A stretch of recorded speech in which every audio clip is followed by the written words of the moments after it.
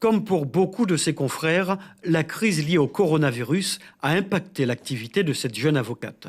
Je pense qu'il y a bien eu une diminution de 30 à 40% sur la trésorerie, oui, effectivement. Installée à son compte depuis un an, elle a sollicité les aides nationales et locales. Mais la crise sanitaire a fragilisé certains cabinets. C'est compliqué, évidemment, si c'était amené à durer plus longtemps que 2 mois, évidemment que ça poserait des questions de pérennité certaine.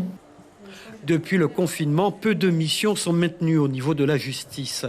Clémence a assuré aujourd'hui une permanence au local éphémère de l'accès au droit dans un centre commercial.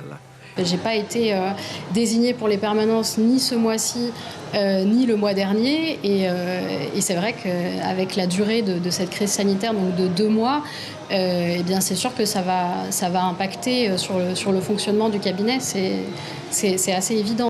L'inquiétude des lendemains difficiles est partagée par d'autres avocats installés depuis longtemps. Plusieurs crises ont perturbé le fonctionnement de la justice ces dernières années.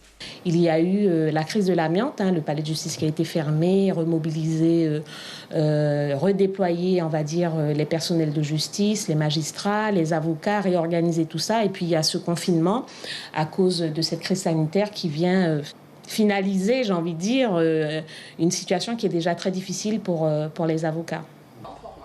Ces salariés au chômage partiel travaillent 5 heures par semaine. Le temps de travail pris en charge par tous les employeurs dans le cadre du dispositif. On est un petit peu les oubliés quand même des petites et moyennes entreprises parce qu'on ne bénéficie pas de tout.